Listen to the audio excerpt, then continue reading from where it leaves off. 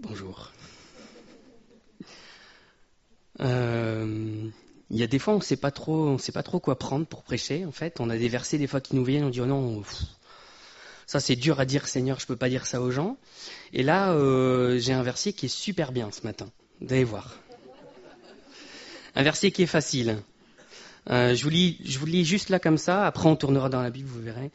2 Corinthiens 3, verset 17. Ça nous dit or le Seigneur, c'est l'Esprit, et là où est l'Esprit du Seigneur, là où est la liberté. Et il dit c'est génial comme verset, parce qu'on peut prêcher, on peut faire ce qu'on veut quand on est chrétien.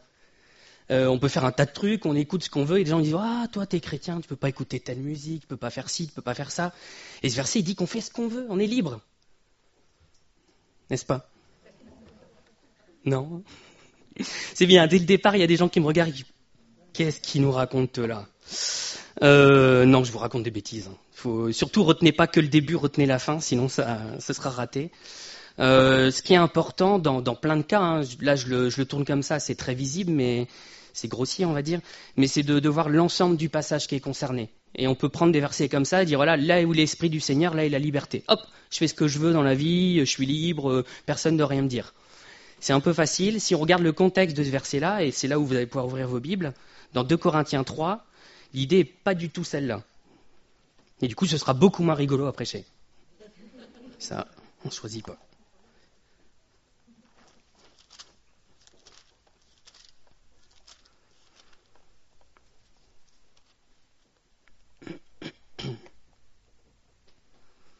Donc 2 Corinthiens, chapitre 3, et on va lire tout le chapitre, soyons fous. Commençons-nous de nouveau à nous recommander nous-mêmes? Ou avons-nous besoin, comme quelques-uns, de lettres de recommandation auprès de vous, de votre part? C'est vous qui êtes notre lettre, écrite dans nos cœurs, connue et lue de tous les hommes. Vous êtes manifestement une lettre de Christ, écrite par notre ministère, non avec l'encre, mais avec l'Esprit du Dieu vivant, non sur des tables de pierre, mais sur des tables de chair, sur les cœurs. Cette assurance-là, nous l'avons par Christ auprès de Dieu. Ce n'est pas à dire que nous soyons par nous-mêmes capables de concevoir quelque chose comme venant de nous-mêmes. Notre capacité, au contraire, vient de Dieu. Il nous a aussi rendus capables d'être ministres d'une nouvelle alliance, non de la lettre, mais de l'esprit, car la lettre tue, mais l'esprit vivifie. Or, si le ministère de la mort, gravé avec des lettres sur des pierres, a été glorieux, au point que les fils d'Israël ne pouvaient fixer les regards sur le visage de Moïse à cause de la gloire de son visage, bien que cette gloire ait été passagère, combien le ministère de l'Esprit ne sera-t-il pas plus glorieux? Si le ministère de la condamnation a été glorieux, le ministère de la justice est de beaucoup supérieur en gloire. Et, sous ce rapport, ce qui a été glorieux ne l'a point été, à cause de cette gloire qui lui est supérieure. En effet, si ce qui était passager a été glorieux, ce qui est permanent est bien plus glorieux. Ayant donc cette espérance, nous usons d'une grande liberté, et nous ne faisons pas comme Moïse, qui mettait un voile sur son visage pour que les fils d'Israël ne fixent pas les regards sur la fin de ce qui était passager. Mais ils sont devenus durs d'entendement, car jusqu'à ce jour, le même voile demeure quand ils font la lecture de l'Ancien Testament, et ne se lève pas parce que c'est en Christ qu'il disparaît. Jusqu'à ce jour, quand on lit Moïse, un voile est jeté sur leur cœur. Mais lorsque les cœurs se convertissent au Seigneur, le voile est ôté. Or, le Seigneur, c'est l'Esprit, et là où est l'Esprit du Seigneur, là est la liberté. Nous tous, dont le visage découvert reflète la gloire du Seigneur, nous sommes transformés en la même image, de gloire en gloire, par l'Esprit du Seigneur. Alors, il y a quelque chose qu'on voit directement quand on lit ce chapitre-là, hein, c'est que toute cette idée de liberté, elle est directement liée à l'histoire de Moïse. Il y a plein de références à Moïse là-dedans. Il y a l'idée d'écrire la loi dans des tables de pierre ou de l'écrire dans le cœur. Il y a toujours le parallèle entre ce qui s'est fait dans l'Ancien Testament et dans le Nouveau. On a la question du voile, et c'est celle-là qui est intéressante en fait, je pense. Quand on lit ce passage, la référence à la liberté, c'est la référence à l'absence de voile en fait. Et je pense que c'est ça qui est important dans ce passage-là. En tout cas, moi, c'est comme ça que je l'ai lu. Et pour comprendre ça, il ne faut pas se contenter de lire un seul chapitre. Il faut relire encore ceux qui parlent de ça dans l'Ancien Testament, en fait. Donc je vous emmène, on ne va pas relire des chapitres complets, mais juste dans Exode 34. Comme ça, on aura le texte de départ de ce que dit Paul ici.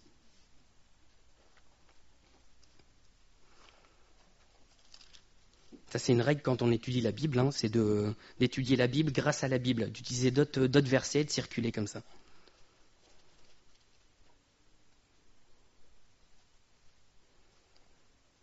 Donc, Exode, chapitre 34. Voilà. Donc les versets 18 à 26 quelque chose, c'est Dieu qui donne des commandements à Moïse. C'est un rappel des commandements ici. Et à partir du verset 28, Moïse fut là avec l'Éternel 40 jours et 40 nuits. Il ne mangea point de pain, il ne but point d'eau. Et l'Éternel écrivit sur les tables les paroles de l'Alliance, les 10 paroles. Moïse descendit de la montagne de Sinaï, ayant les 2 tables du témoignage dans sa main, en descendant de la montagne. Et il ne savait pas que la peau de son visage rayonnait, parce qu'il avait parlé avec l'Éternel. Aaron et tous les enfants d'Israël regardèrent Moïse, et voici la peau de son visage rayonnait, et ils craignaient de s'approcher de lui. Moïse les appela. Aaron et tous les principaux de l'assemblée vinrent auprès de lui, et il leur parla. Après cela, tous les enfants d'Israël s'approchèrent, et il leur donna tous les ordres qu'il avait reçus de l'Éternel sur la montagne de Sinaï. Lorsque Moïse eut achevé de leur parler, il mit un voile sur son visage. Quand Moïse entrait devant l'Éternel pour lui parler, il ôtait le voile, jusqu'à ce qu'il sorte. Et quand il sortait, il disait aux enfants d'Israël ce qui lui avait été ordonné. Les enfants d'Israël regardaient le visage de Moïse, et voyaient que la peau de son visage rayonnait. Et Moïse remettait le voile sur son visage, jusqu'à ce qu'il entre pour parler avec l'Éternel. En fait, à 2 reprises, il y a cette fois-ci-là, et une fois avant, on ne va pas forcément tout lire, mais il y a un épisode aussi où le peuple arrive au mont Sinaï, et Dieu il dit à Moïse, voilà, maintenant tu mets des barrières tout autour, tout le monde se sanctifie, je vais parler au peuple. Ce qui est décrit ressemble presque à un volcan, on a l'impression qu'il y a de la fumée, il y a des flammes, il y a la voix de Dieu qui vient, et en fait la réaction du peuple à ça, c'est, écoute Moïse, toi, va voir Dieu, parle avec lui, parce que nous on peut pas, en fait il nous fait peur, quoi. Et je crois que les deux moments, en fait, ils disent la même chose, c'est que le peuple, il ne supportait pas la présence de Dieu. Alors après, c'est facile à dire, nous si on se retrouve au pied d'un volcan qui est en train de péter, ou quelque chose qui ressemble à ça, on ferait pas les malins non plus. Si on avait quelqu'un pour dire, tiens, toi, va là-bas à notre place, et puis tu nous transmets les infos, ça pourrait nous arranger, limite. Mais il y a quelque chose qui était terrible, c'est que il recevait les ordres de Dieu, mais d'une manière indirecte. Ça, il pouvait à la rigueur le supporter. Les tables de loi, il pouvait le supporter, à peu près. On voit par la suite que, à peu près moyennement, en fait. Mais voilà, la présence directe de Dieu, juste l'effet de la gloire de Dieu sur le visage de Moïse, ça, il ne pouvait pas. Il le craignait. Et c'est ce qu'il dit ici, il craignait de s'approcher de lui. Bon, après, là aussi, si on remet les choses dans un contexte humain, si on a quelqu'un ici qui a le visage qui commence à briller, ça ne va pas nous rassurer beaucoup. D'accord ? Donc il y a un fond d'humain qui est normal de voir quelque chose qui est anormal, en fait. Mais ça, c'était la traduction de la gloire de Dieu. Et le fait de ne pas pouvoir entendre la voix de Dieu non plus sur le mont Sinaï, c'était quelque chose dans le cœur du peuple qui était dur, quoi, en fait, et qui ne pouvait pas supporter la présence de Dieu. Quand il est fait mention de ce voile-là, si on repart dans 2 Corinthiens 3, parce que c'était ça notre passage à la base, ça parle de l'aveuglement d'Israël. C'est pas juste moi qui vous dis, voilà, il ne pouvait pas supporter Dieu, c'est que il pouvait absolument pas voir Dieu. C'était au verset 7, 2 Corinthiens 3, verset 7. Les fils d'Israël ne pouvaient fixer les regards sur le visage de Moïse à cause de la gloire de son visage, bien qu'elle était passagère. Et on nous le répète, je ne sais plus où. Nous ne faisons pas comme Moïse, au verset 13, qui mettait un voile sur son visage pour que les fils d'Israël ne fixent pas les regards sur la fin de ce qui était passager. Ils sont devenus durs d'entendement. Donc la notion de voile, c'est celle-là. J'étais pas là mardi, mais j'ai un indique qui me disait qu'on parlait aussi du voile du temple mardi. C'est la même idée, en fait. Il y a quelque chose où il n'y a que le grand souverain sacrificateur qui pouvait aller une fois par an traverser le voile avec une petite corde à son pied, si je me souviens bien, comme ça, s'il tombait, personne n'était obligé d'y aller, on le tirait, on le récupérait. Parce que les gens ne pouvaient pas supporter la gloire de Dieu. Ils ne pouvaient pas y aller, en fait, c'était trop saint pour eux, et c'était juste pas possible. Donc, on ne peut pas dire dans un sens que c'est la faute du peuple d'Israël, mais ça traduit juste l'état de notre cœur. L'état du cœur d'Israël, le nôtre, il est pareil, il ne faut pas se faire des idées qu'on est mieux qu'eux, mais on peut pas On ne peut pas voir Dieu nous-mêmes, en fait, c'est pas possible. Dans 2 Corinthiens 4, le chapitre d'après, en fait, de celui qu'on a lu,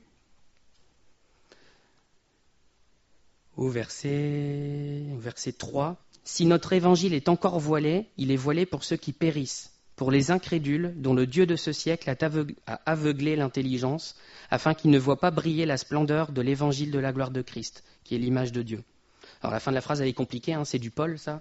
Mais voilà, l'idée, c'est que l'évangile est voilé pour les gens. Il est voilé parce que le Dieu de ce siècle a aveuglé l'intelligence, pour qu'ils ne voient pas l'évangile, qu'ils ne voient pas la gloire de Dieu. Il y a quelque chose pour nous là si je reprends mon petit verset du départ, que j'avais sorti totalement du contexte, il disait que là où est le Seigneur, là est la liberté.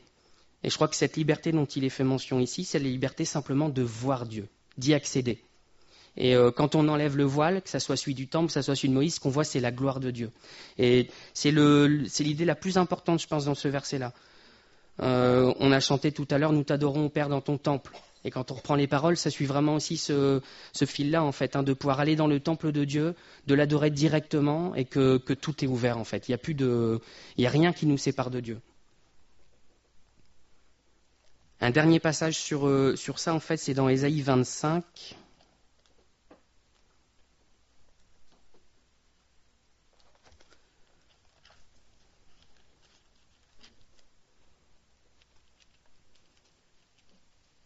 Au verset 6, « L'Éternel des armées prépare à tous les peuples sur cette montagne un festin de mets succulents, un festin de vin vieux, de mets succulents plein de moelle, de vin vieux et clarifié. Et sur cette montagne, il anéantit le voile qui est sur tous les peuples, la couverture qui couvre toutes les nations. Il engloutit la mort pour toujours. Le Seigneur l'Éternel essuie les larmes de tous les visages. Il fait disparaître de toute la terre l'opprobre de son peuple, car l'Éternel a parlé. » Le verset qui m'intéressait, c'était le verset 7. J'aime bien lire tout autour à chaque fois, mais il faut des fois revenir juste à ce qui était utile. Il anéantit le voile qui est sur tous les peuples, la couverture qui couvre toutes les nations. C'est une notion finalement qu'on retrouve du début à la fin de la Bible.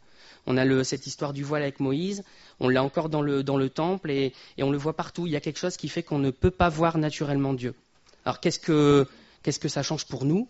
On pourrait dire d'un sens pour nous chrétiens, pas grand-chose peut-être directement, mais ceux qui ne le connaissent pas, notre première prière, ça doit être « Seigneur, enlève ce voile.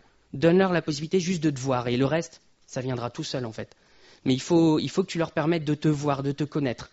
Et après il changera les cœurs. Après, il fera les choses. Tous ceux qui ont rencontré le Seigneur, et quand j'ai rencontré le Seigneur, le fait de le voir, le fait juste de le connaître tel qu'il est, c'est ça qui nous change en fait.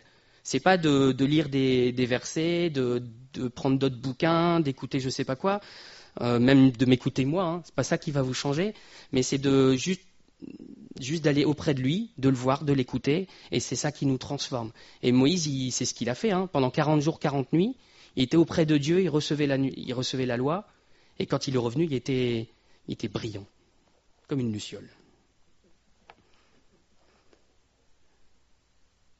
Voilà, je pense que c'était l'idée importante. Alors, on pourrait se dire, vous allez me dire, oh bon, c'est bien, il m'a donné une méthode de prière, peut-être. Parce que finalement, nous, si on le connaît, on se dit, ouais, bon, c'est bien, moi, c'est ce qu'il a fait pour ma vie, voilà, quoi, sa prédique, elle ne m'intéresse pas, Michael. Mais il faut prier pour les autres, que Dieu, il enlève ce voile. On va aborder un deuxième point, partez pas tout de suite, qui nous concerne, nous aussi, en fait. Ce passage de 2 Corinthiens 3, je vous ai dit quoi ? Je vous ai dit, il parle de Moïse, beaucoup. Et Moïse, c'est le symbole de quoi dans la Bible ? De Jésus, ouais. De la loi, de la loi.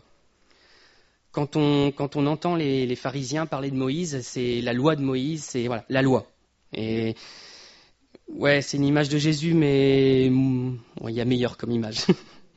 Il y a meilleur comme image. C'est sûr que quand on parle Moïse, c'est la loi. Et je pense que la loi, c'est un voile pour beaucoup.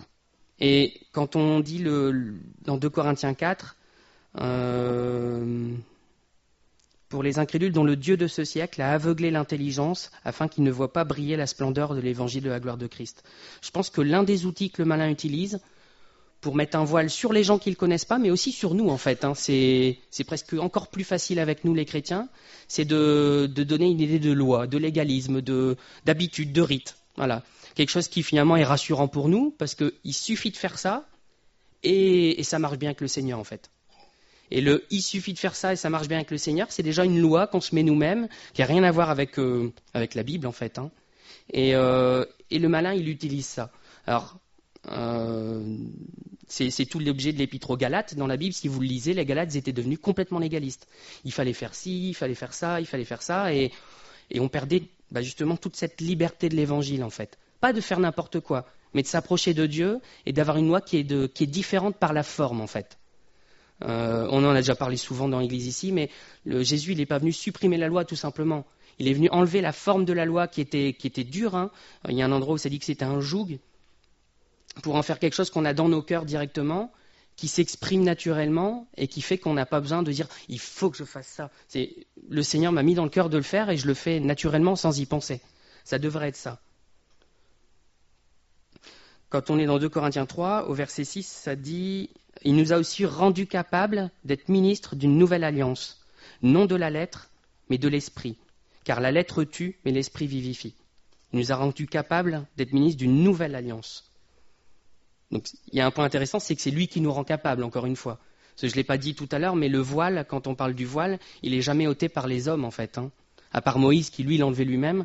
Mais si on pense à celui du temple, si on pense à l'action qui est faite dans les cœurs, c'est toujours Dieu qui l'enlève. Donc ça, c'est un truc qu'on ne peut pas faire nous-mêmes. On ne peut pas aller rendre vivant quelqu'un qui n'a pas la vue. Rendre... Non. Voyant, pardon, ouais. Il y a un lien entre voir et vivre hein, dans l'Évangile, mais... Voilà, donc il faut toujours revenir à Dieu parce que finalement, c'est lui qui nous rend capable de faire. Alors, est-ce que la loi est mauvaise? Alors, je ne vais pas vous refaire aussi tout Romain, on pourrait, mais il y a un petit verset qui dit en fait, dans Romains 7, « Le péché, saisissant l'occasion, me séduisit par le commandement et par lui me fit mourir. » Il est dans la Bible que la loi en soi n'était pas mauvaise, mais qu'il y a le péché qui s'est manifesté dans le cœur de l'homme grâce à la loi d'une certaine manière. Et je pense que le but de la loi, c'était ça aussi en fait, hein, c'était de nous mettre des règles et de voir qu'en fait, ça n'allait pas à l'homme. On ne pouvait pas juste lui dire, tiens, tu fais ça, tu fais ça, tu fais ça, et hop, l'homme, il est heureux. Il y a quelque chose qui ne colle pas, et il a fallu se rendre compte, avec toute l'histoire d'Israël, on s'en rend compte dans notre vie aussi, hein, quand on se met des règles comme ça, c'est pas ça qui nous rend heureux en soi. Donc c'est pas la loi en soi qui était mauvaise, mais la manière dont elle était mise, elle pouvait pas être mise directement en fait cette loi, elle pouvait pas être donnée d'une autre manière, je veux dire. Dieu, il avait un peuple qui attendait quelque chose sous ce format-là, très probablement. Et on a du mal à imaginer si Jésus y était venu, 2-3 000 ans avant, qui était venu du temps de Moïse, et puis comment il aurait fait les choses, parce qu'il ne s'attendait pas du tout à ça. Et il fallait qu'il y ait une période de transition avec la loi, qui montre qu'on était incapable de suivre la loi, et après amener Jésus qui dit, voilà, la loi, je vais l'écrire dans vos cœurs. C'est plus sur les tables de pierre, c'est je le mets dans votre cœur, et comme ça, vous allez voir, ça va marcher.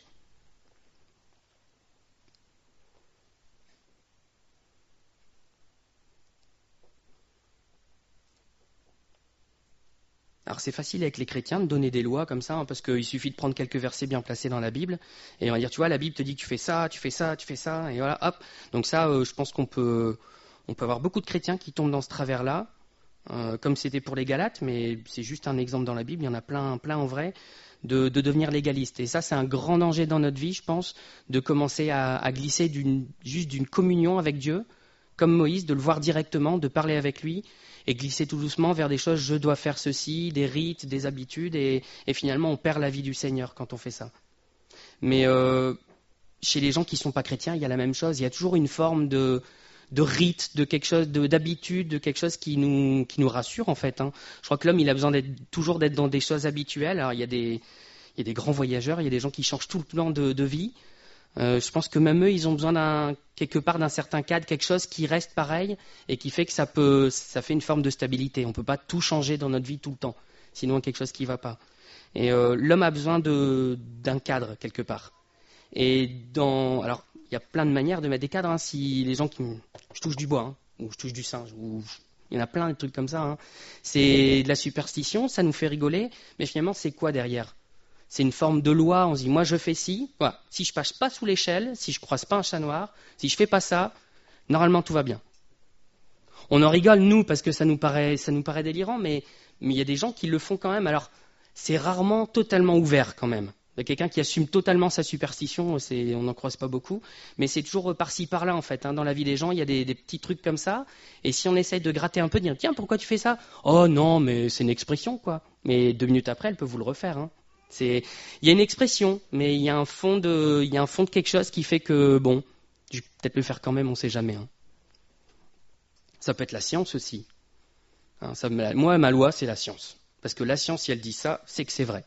Et si la science, elle dit pas ça, si elle démontre que c'est faux, alors c'est faux. C'est super dangereux. La science, elle montre pas tout. Elle démontre pas tout. Elle ne peut pas tout démontrer d'ailleurs. Et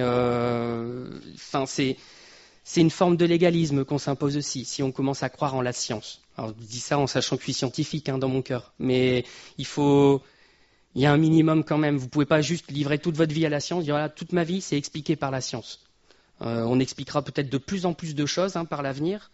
On comprend un peu dans la chimie du cerveau, il y a des trucs super complexes et des fois on se dit on a vu hier avec les jeunes l'idée du souvenir et il y a des notions de chimie, d'électricité, d'un tas de choses dans notre cerveau. Il y a des choses qui pourront s'expliquer par la science plus tard et qu'on ne peut pas encore maintenant. Mais le pourquoi des choses, souvent le pourquoi des choses il est difficile parce que ce n'est pas du champ de la science. Quand on parle du passé aussi, on n'est plus dans une science puisqu'on ne peut plus le reprouver exactement. On n'a plus les mêmes conditions. Il y a un tas de choses que la science ne peut pas aborder. Je ne vais pas partir dans un délire sur ça ce matin. Mais voilà, je pense qu'il y a plein de manières de se donner des règles. Dans tous les cas, il y a quelqu'un qui vous souffle une règle en fait. Et je pense que soit le quelqu'un c'est tout le temps le même.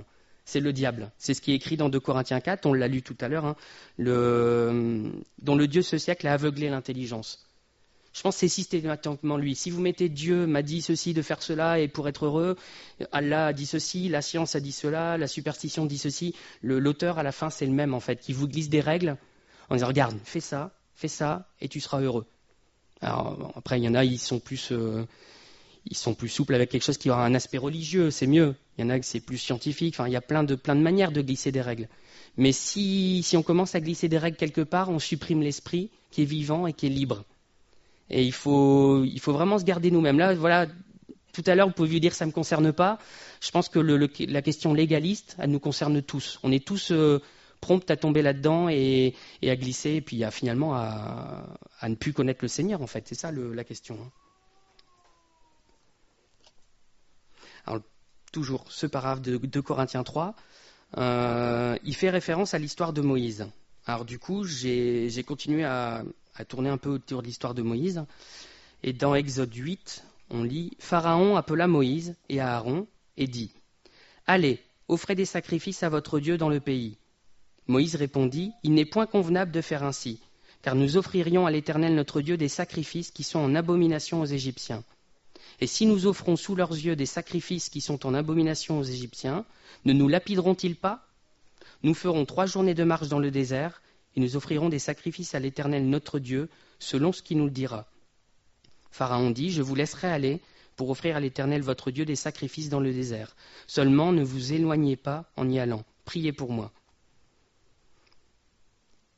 Il y a quelque chose qui était important, c'est qu'en Égypte, le peuple ne pouvait pas adorer Dieu. Et si vous prenez, alors ça c'était la version seconde, les versions Darby, Martin, elles sont plusieurs à traduire un peu différemment et je trouve que le sens il est un peu différent quand on traduit comme ça. Il n'est pas convenable de faire ainsi, répond Moïse au Pharaon, car nous sacrifierions à l'Éternel notre Dieu, l'abomination des Égyptiens. Et on voit bien que ce qui était en abomination aux Égyptiens, c'était pas juste sacrifier un mouton, sacrifier une vache, c'était sacrifier à un autre Dieu que le leur, sacrifier à l'Éternel. Et le culte à l'Éternel, les Égyptiens ne pouvaient pas le supporter.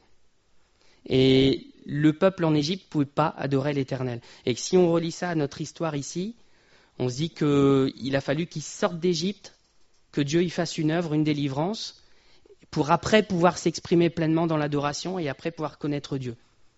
Et malheureusement, au lieu de rencontrer Dieu sur ce mont Sinaï, ils ont préféré demander à Moïse de se voiler, d'aller lui discuter avec Dieu et on a l'étape de la loi, ça nous suffit. Donc, il y a un raté quelque part dans leur histoire qu'on aurait eu de la même manière pour nous. Faut pas se faire d'idées. Mais je crois que c'est une idée importante qui est liée à ce chapitre 3 de 2 Corinthiens, là, que la liberté qu'on a, c'est celle de s'approcher de Dieu et c'est celle d'adorer Dieu simplement. Et tant qu'on a ce voile-là, il y a quelque chose qui nous empêche de le faire. Comme dans le temple, on peut pas, si on ne va pas dans le cœur du temple, juste devant Dieu, on ne peut pas l'adorer correctement. Il reste un voile entre les deux, il reste une distance en fait. Alors j'ai pas de... Voilà, il y a aussi c'est légèrement périphérique, mais... Il y a une idée aussi, c'est que les Égyptiens supportaient pas les Hébreux au point où ils ne pouvaient pas manger avec eux. Si vous vous souvenez de l'histoire de Joseph, quand il reçoit ses frères, il mange à part, ses frères à part, et les Égyptiens de l'autre. Ils ne pouvaient pas manger ensemble, et là aussi on a le terme, c'était une abomination pour les Égyptiens. Quand Joseph il fait venir son père de Palestine, il le fait revenir en Égypte pour dire viens, ici on a à manger, et il dit tu diras à Pharaon qu'on est berger. Parce qu'ils ne savent pas voir les bergers.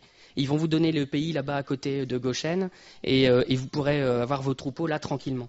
Il y a quelque chose vraiment où il y avait une incompatibilité complète entre le peuple d'Israël et l'Égypte. Les Égyptiens ne pouvaient pas supporter tout ce qui était lié à l'Éternel et au peuple d'Israël.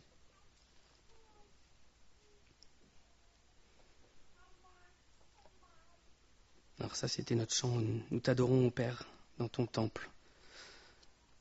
L'idée qui gravite toujours autour de notre histoire de voile, d'adoration, de connaître le Seigneur, c'est celle qui est dans Jean 4 et qu'on a chanté au travers du chant tout à l'heure. Jean 4 au verset 19, vous le connaissez tous, c'est la femme samaritaine qui vient s'adresser à Jésus. Et Jean 4, verset 19. Seigneur, lui dit la femme, je vois que tu es prophète. Nos pères ont adoré sur cette montagne, et vous dites-vous que le lieu où il faut adorer est à Jérusalem.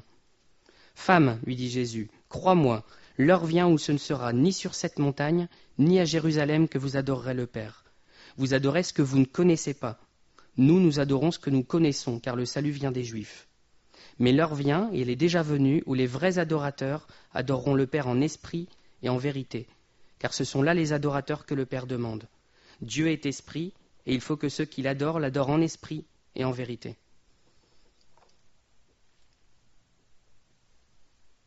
On en revient à cette histoire de voile, que c'est pas à Jérusalem, c'est pas à Hasbrook, c'est pas je sais pas où qu'il faut adorer Dieu. C'est peu importe le lieu en fait. Le plus important, c'est pas là où j'adore Dieu, c'est que au moment où je l'adore, je suis devant lui. Je suis en train de le regarder, je suis en train d'être en communion avec lui. Et c'est ça qui fait la vraie adoration. Et il y a cette idée du coup, comme ce petit verset que je vous ai utilisé au début, de liberté en fait. On n'est pas obligé d'être à un endroit, on est libre d'adorer Dieu où on veut. Si vous avez envie d'adorer Dieu au fond du jardin là-bas, vous pouvez le faire, il n'y a rien qui vous en empêche. Et certainement pas Dieu, en fait.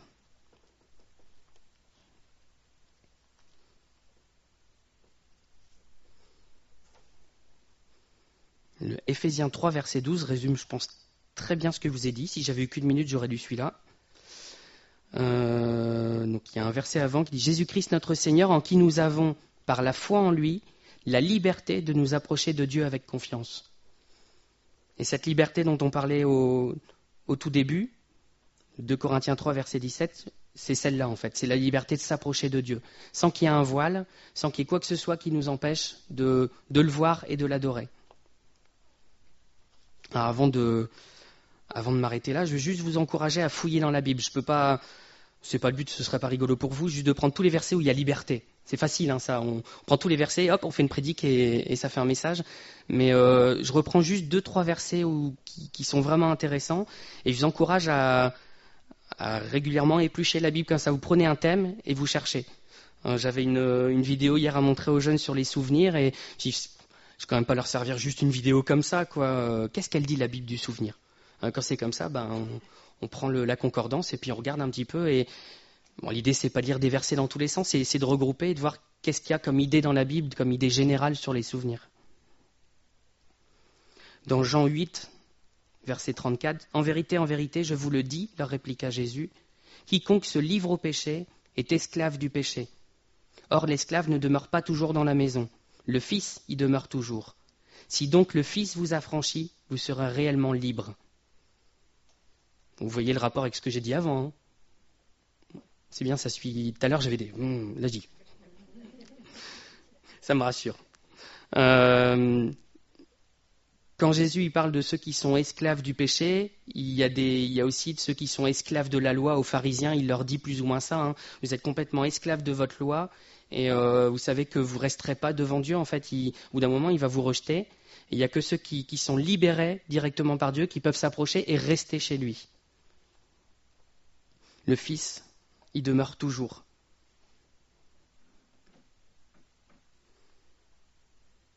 Dans Galates 4, verset 6, c'est parce que vous êtes fils, Dieu a envoyé dans nos cœurs l'esprit de son Fils, lequel crie « Abba, Père ».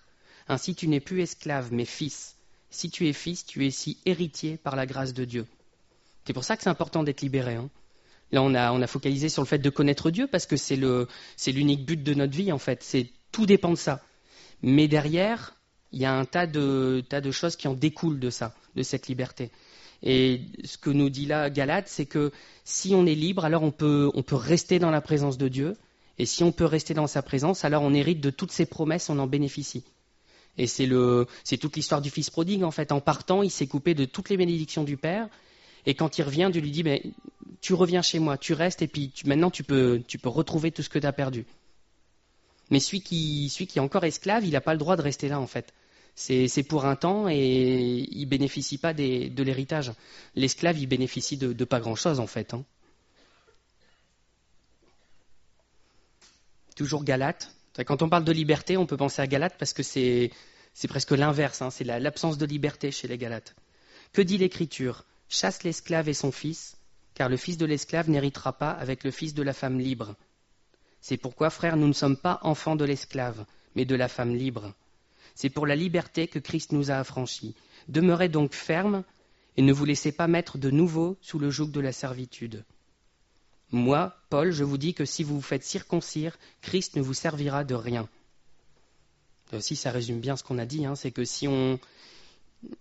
quand il dit c'est pour la liberté que Christ nous a affranchis, demeurez donc fermes. Ne vous laissez pas mettre de nouveau sous le joug de la servitude. C'est bien parce qu'il y a un risque s'il nous le dit.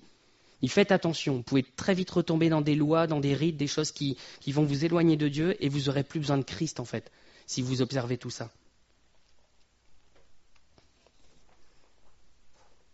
Alors notre part du travail, elle n'est pas compliquée dans tout ça, hein, si vous m'avez suivi depuis le début. Et vous m'avez suivi. Je vois encore des oui, donc ça va. Elle est juste de demander à Dieu d'enlever le voile du cœur des gens qui ne le connaissent pas encore, et nous, de rester le plus près possible de lui, en fait, de ne pas remettre un voile, de ne pas remettre quelque chose qui va nous bloquer la communion avec lui. C'est finalement la seule chose qu'on ait besoin de demander. Et tout le reste, ça va découler de là, en fait. Si on reste dans sa présence, on n'a rien besoin d'autre. On n'a absolument rien besoin d'autre. Donc c'est pas compliqué l'évangile, hein, d'une certaine façon. Nous on complique, on y rajoute des règles, des choses compliquées à suivre et qui finalement nous amènent loin de l'évangile. Mais le plus important, c'est de le voir tel qu'il est. Et immanquablement, si on est devant lui et qu'on est dans sa présence, alors on peut que l'adorer. En fait, on n'a rien d'autre à faire. Alors, ça veut dire qu'il faut vous attendre à briller. Si vous restez dans la présence de Dieu, c'était ça Moïse en fait, hein, c'est que tellement bénéficier de la présence de Dieu qu'il brillait devant tout le monde. Et c'est ce qu'on nous dit dans la Bible, hein, vous brillerez comme des flambeaux dans le monde. Alors, ça ne veut pas forcément dire qu'on doit briller avec nos visages, hein, mais il y a de ça quand même. Il y a des moments où on est tellement rayonnant que les gens, mais qu'est-ce qui t'arrive aujourd'hui encore? parce que ça se voit, ça doit se voir. Si on est heureux d'être libre dans le Seigneur, alors ça se voit forcément. Je m'arrêtais avec le dernier verset de 2 Corinthiens 3. Je vous ai embêté beaucoup avec celui juste avant. Je termine avec celui-là. Le verset 17, c'était, je vous le rappelle quand même, hein, c'est sur ça qu'on a parlé depuis tout à l'heure. Le Seigneur, c'est l'Esprit. Là où est l'Esprit du Seigneur, là est la liberté. Nous tous, dont le visage découvert reflète la gloire du Seigneur, nous sommes transformés en la même image, de gloire en gloire, par l'Esprit du Seigneur. Ça, c'est une belle promesse. Hein. C'est à force de rester devant lui, surtout sans mettre de voile, alors on va refléter sa gloire pour les autres, et alors on sera transformé de plus en plus à sa gloire et par son esprit. Alors, je vais prier. Seigneur, merci pour la liberté que tu nous donnes, qui est plus que ce que l'humain peut imaginer, de liberté charnelle, de liberté qui finalement mène au péché, mène à la mort. Seigneur, la liberté de s'approcher de toi. Seigneur, merci pour le prix que tu as payé pour cette liberté. Seigneur, merci parce que nous n'avons rien besoin d'autre. Seigneur, juste de venir à toi librement, de pouvoir t'adorer, te contempler et Seigneur, recevoir de toi tout ce que tu as à nous donner. Seigneur, il y a des tas de promesses dans la Bible, mais tout tient à partir de ça. Je suis reconnaissant, Seigneur, de ce que c'est toi qui fais les choses, c'est toi qui ôtes le voile. Seigneur, nous, on est juste là pour te demander de le faire pour nos propres vies et pour les vies des autres, Seigneur. Seigneur, je pense à Florence en particulier. Je te prie vraiment d'ôter ce voile, qu'elle puisse te contempler, qu'elle puisse te voir et qu'elle en soit transformée, Seigneur. Amen.